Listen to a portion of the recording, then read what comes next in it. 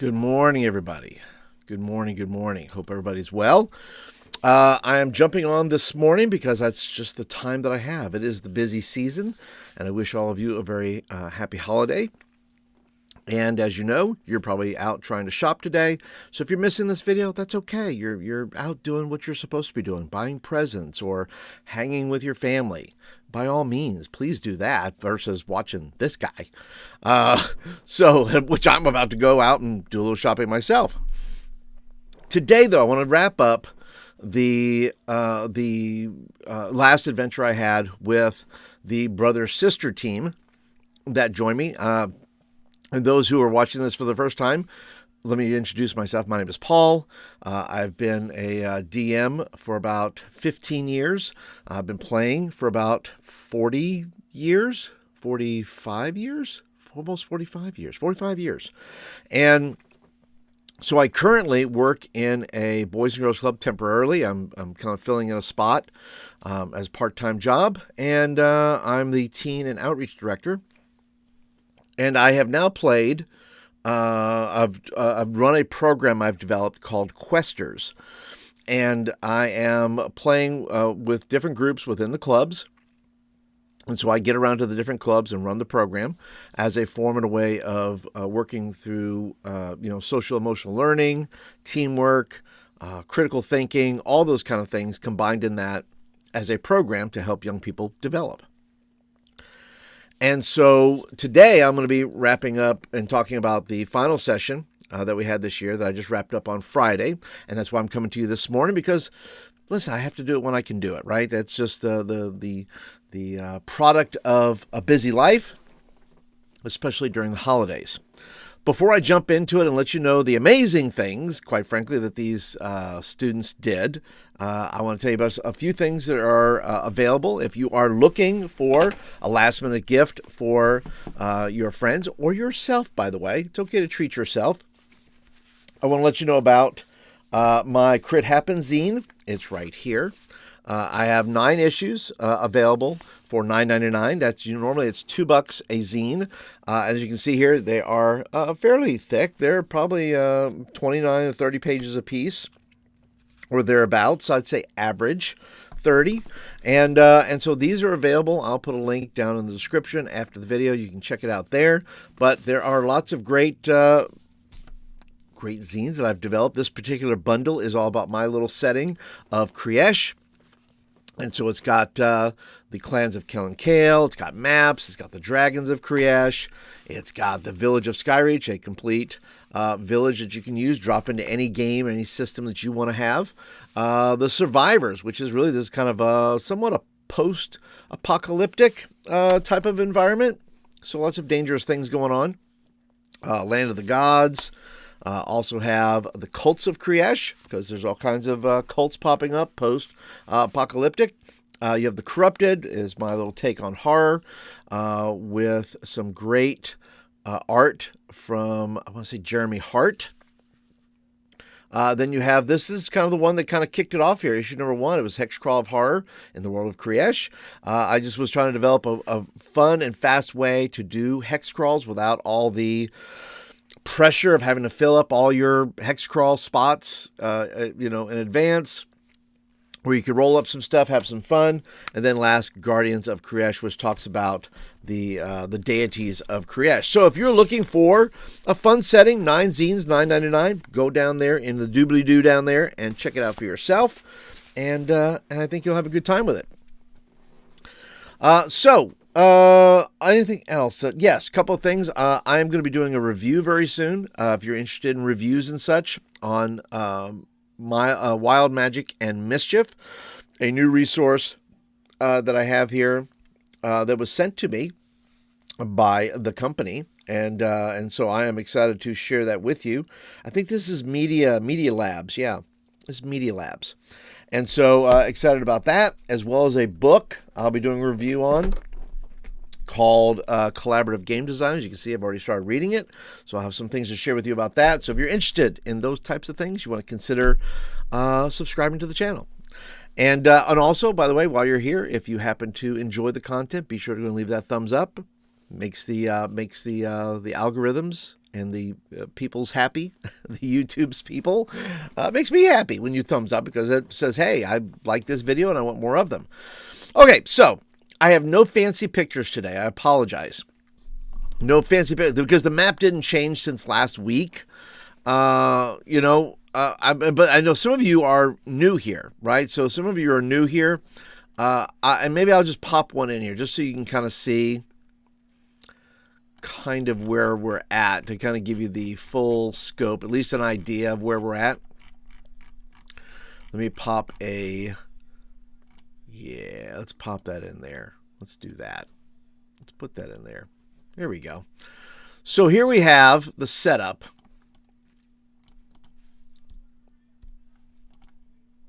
Why do we have two of them here? I don't know.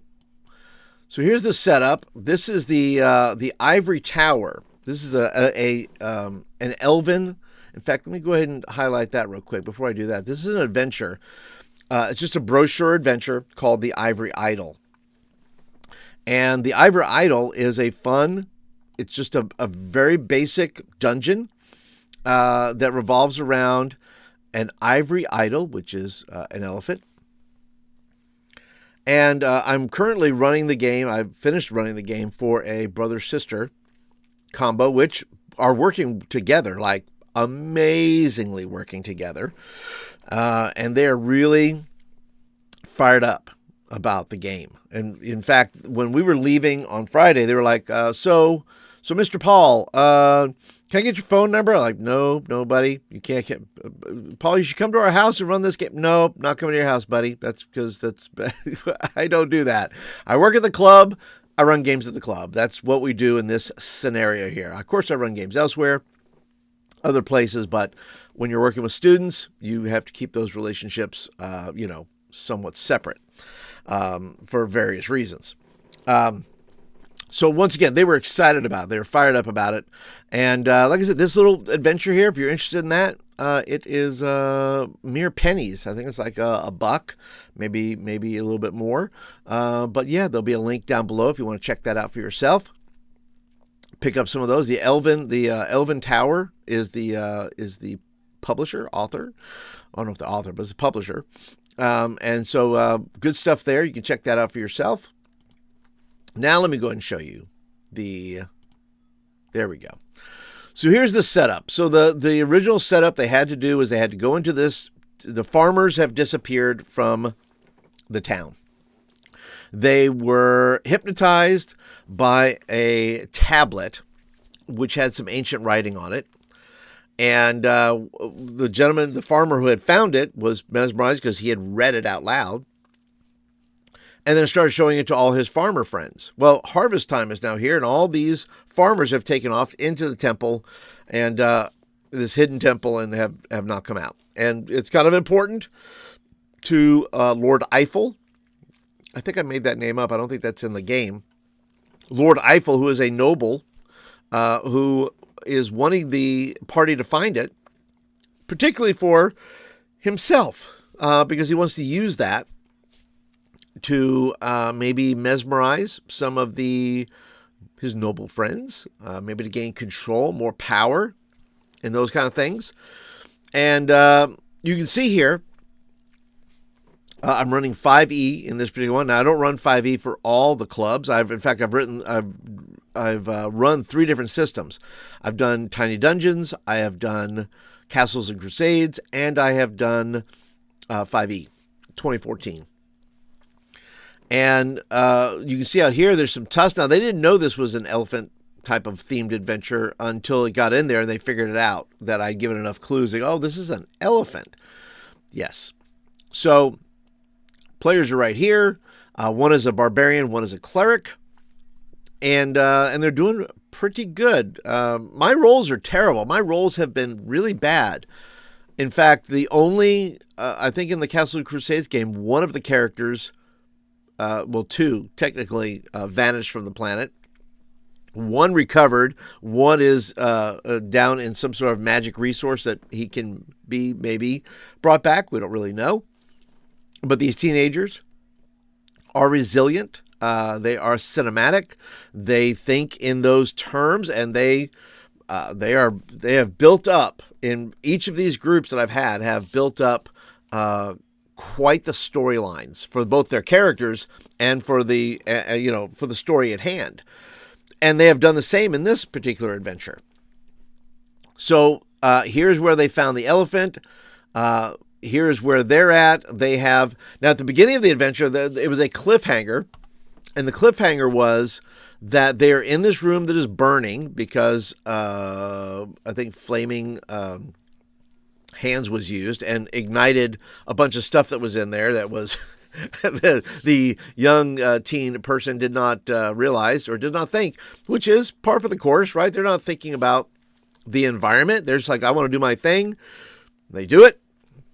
And then repercussions, which is kind of partly the lesson factor, if you will. Not every lesson, not every game, not every session has a lesson or a moral, Aesop fable type of thing.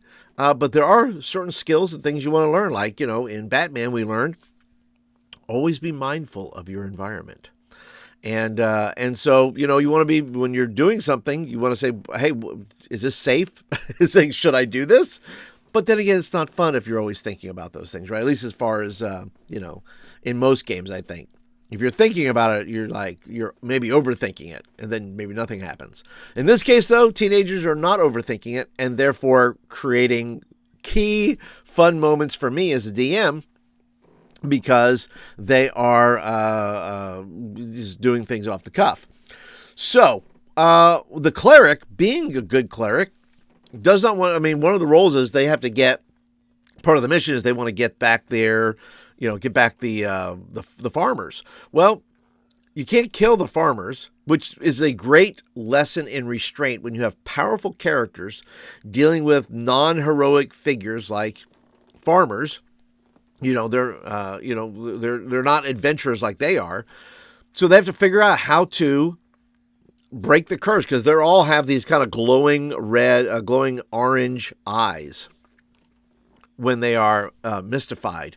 And so they are, the cleric has to figure out, how is he going to do this? Well, he uses Thunder Wave, and he makes it to where, and I allow this as far as a DM, I allow just like you would allow a fighter to decide how much strength they use, right? To whether you can say, I want to knock somebody out, or I really want to strike them and hurt them. I give clerics and wizards and warlocks and other people that type of restraint as well. They don't have to cast the full spell. There is some form of restraint they can use to, not harm anybody, but they can use it for something, that they want to use it for, instead of having to do max power every time they do it. So he winds up casting the Thunder Wave and knocks all the farmers into the wall, causing that jar, which then demystifies them. And now they're giving both of the kids are doing medicine. They're trying to help them up. They're trying to, tell them to get out, go back to the city, go back to your farms. They're trying to, clear everybody out here. And so thus far, no farmer has been harmed unto death. So they are 100% on track. So they wind up going through here. Now, they brought up some interesting points. The first point, in the very first session, they said, Paul, I thought this was theater of the mind, which wherever they got, that's in the ether sphere of their mind somewhere. They've heard that phrase somewhere, watching videos or whatever. And I said, you could play theater of mind, but I do this, people who are visual learners. I said, I use maps, I use figures, I use these things for students who are vision learners, who have to see it. They can't conceptualize some things, right? So for that purpose, I go ahead and I use the minis and the figs and all those things, and the maps and the drawings and all that for that purpose. And so the second point I think they brought up here, they didn't say I was. They didn't use the term railroading. They said it feels like you're making us try to go somewhere. I said, no, not at all. I said, you can leave this temple if you want to. You can go out in the world and do whatever you want. The map is here. Your character has absolute free will. Your character can do whatever it wants. If you can abandon the mission and go, well, I don't want to do that. Okay, So I think they understood what I was saying. I'm not. The map is there as a guide as where you're going next, but it's certainly not something you have to do. But you did accept the mission to return the farmers. If we're in a sandboxy type of adventure, you go where you want, do what you want, give them those little spots, around the hex. Well, hey, there's a rumor over here. There's a building, tower over here. There's this happening over here. There's those things that you can, give and say, well, then go about it, right? Go do whatever you want to do, right? I have some stuff prepared. We'll see where it goes. In this case, like I said, I told him, I said, look, you guys can refuse whatever you want. I mean, you can leave. Do what you want. It's your character. I'm going to respond to that and do whatever it is they want to do. But they decided, well, hey, we're going to continue on. So good for them. Easier for me in that regard because I know, what all's there, what is happening, and I don't have to do a ton of extra work, but they stuck with it. So good for them. So they wound up in another room, this room over here. They will go in there and they discover another meditation room, much like this one here, and all the writings, and it's beckoning for the cleric to come and sit down. Well, he does a constitution roll, does not make it, and winds up going in and trying to sit down. Now the barbarian is trying to pull, his sister trying to pull him out to where he is not mesmerized anymore, and so that was a fun little encounter with that because he was resisting, she's pulling back, and she's pulling on him, and worked out very well. The barbarian pulled him out, and he was fine. Then we moved on to here, which then got into the library. So in the library, there were 3 more farmers. The library is quite, I won't say extensive, but it was a reasonable amount. I think I put 1, 2, 3, 4 bookshelves, 2 tables, and we had, and they went in there looking for, what's in here. And then somebody asked, I think it was the barbarian asked, are there any grimoires? I'm like, my, what are we looking for grimoires for? Well, I said, okay. That, once again, your best ideas come from players. The best ideas. I would not have thought to put a grimoire in there, at least not in this particular adventure. I said, but now there is one. So they search, they wind up taking care of the farmers. The farmers are guarding the library, and they're taken care of. They are dispatched in the best way possible by knocking them in the head and causing them to come back to reality. Now, I went ahead and had because the Ivory statue is moving, and it was moving this way, and I said, well, it can't move down this hallway because it's small, and this is a large ivory elephant. And so I had to go ahead and just crash into the library and just crash through the wall like the Kool-Aid Man. So now they're having to deal with this. So now, interesting enough, I think it was maybe the cleric said, I'm going to strike it with my longsword. And I think it was the barbarian who said, so that's not going to work. That's not going to cut through anything. The rolls may be I may have gotten them reversed, but either way, they figured out that. By the way, this sword is not going to do very much to Ivory, and the barbarian said, "Well, I'm going to use my hammer." And sure enough, on that note, wound up rolling a 20. So rather than the elephant completely being destroyed, I could have gone that route. I chose rather to make it crack all the way through, just a stream of a crack going all over, like it was bleeding. And What they did between them is they wound up taking the hammer and tossing it to each other, which I thought was so classic. Taking the hammer and tossing, and each of them taking a turn, smashing this out. It only took 2 more turns because the barbarian then rolled an 18, and I, gave her the victory in that sense of it falling apart. So it falls apart. All the pieces are all over the ground. The tablet they were looking for was underneath its, tusk. It was kind of holding on to it, and they wound up defeating the Ivory idol, and they wound up getting the tablet and smashing it. Before they smash it, the barbarian did ask me, did I get a feeling that the Lord Eiffel was was honest or truthful, or was he more shady? And I said, well, go ahead and roll.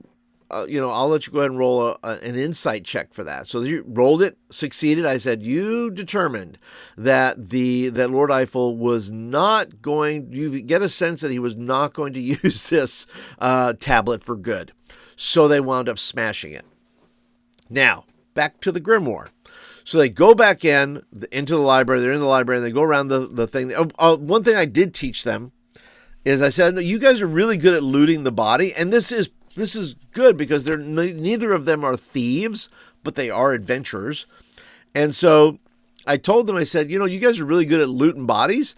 I said, but you guys never search rooms. Why is that?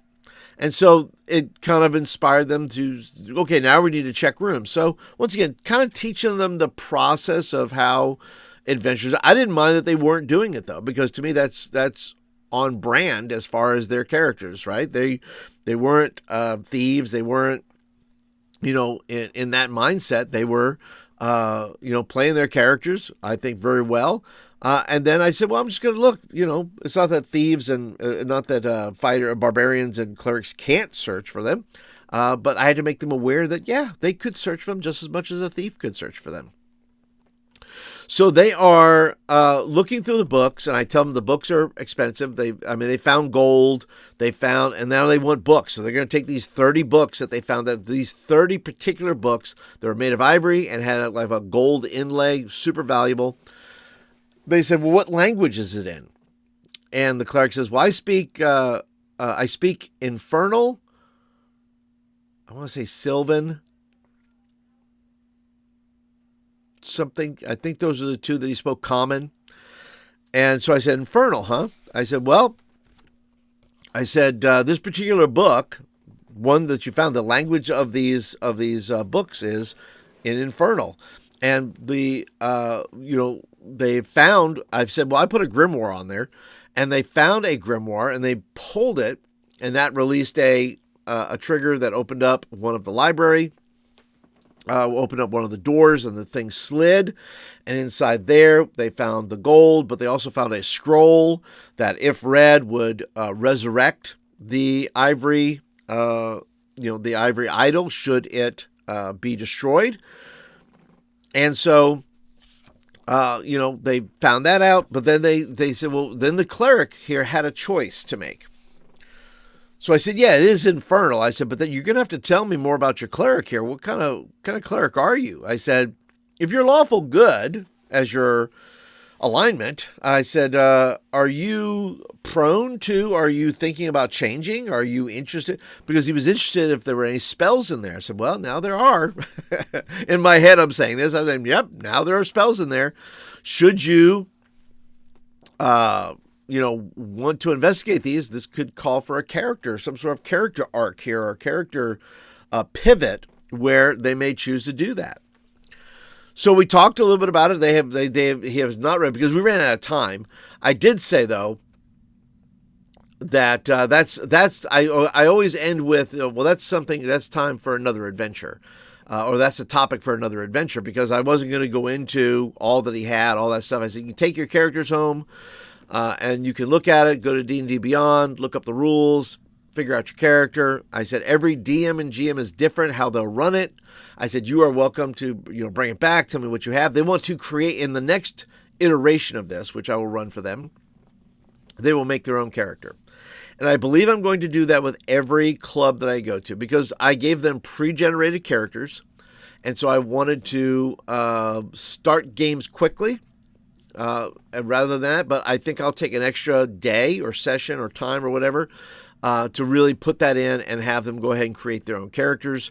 The next thing I'll have them do, once they create I'll have them choose this little set here I bought from Amazon, and I'll put a link down below this. I did a review. So if you would like to watch the review on these figures here, and if they're any good, I think they're pretty good. If you don't want to watch the video, it's pretty good. But I do go through I go through all the minis. These are primed. I've primed them, and I think they're quite good. But they're also inexpensive enough to share with students. So I will wind up go ahead and painting. They'll pick a figure, they'll paint it, they'll play it. And that will be, once again, more ownership over their character, and once again, kind of build up anticipation for playing it. So so the next iteration will be they'll go ahead. Let me go ahead and take this down because I think I'm done with that.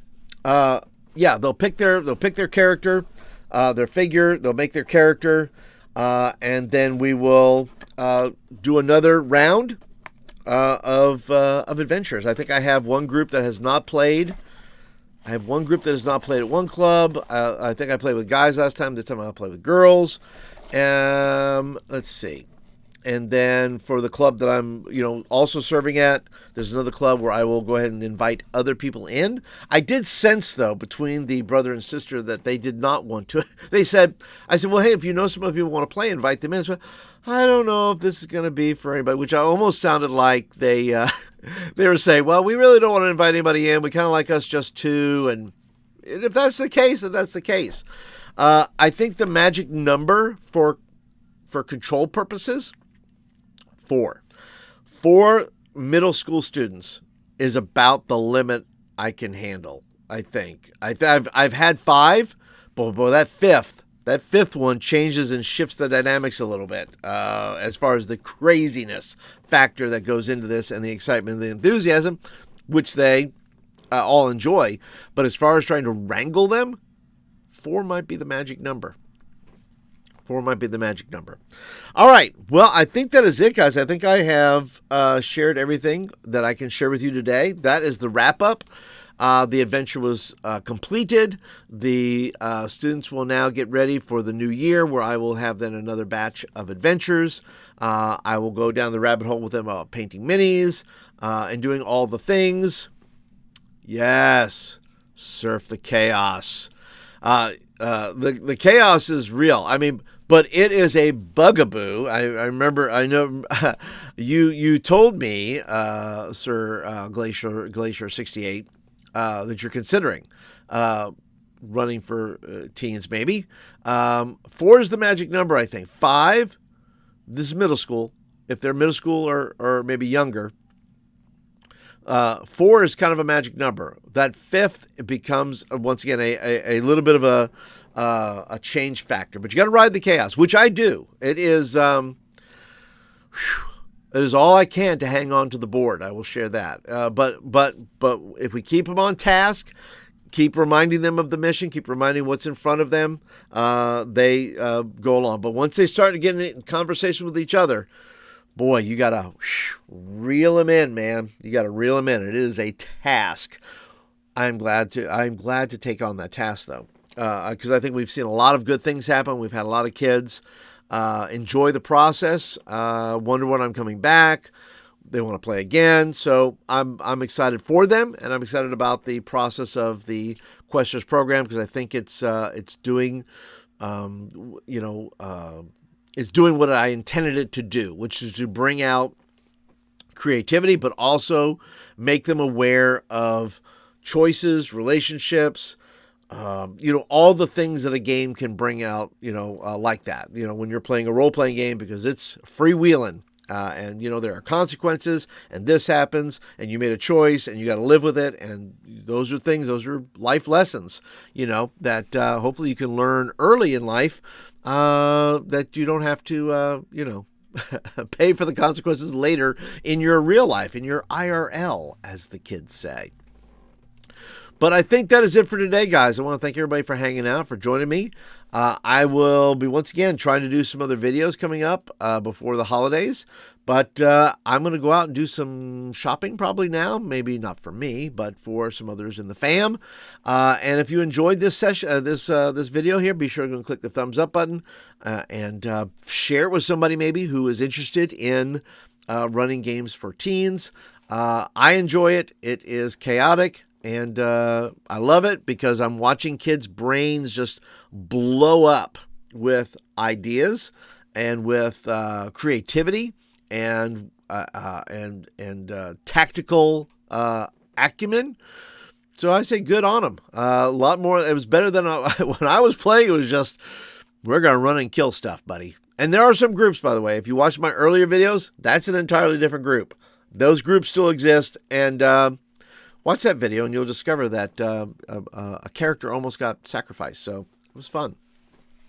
All right. That's it for today, everybody. Thank you for joining. Thanks for hanging out. Thanks for being a part. Leave comments down below. Do you run for teens?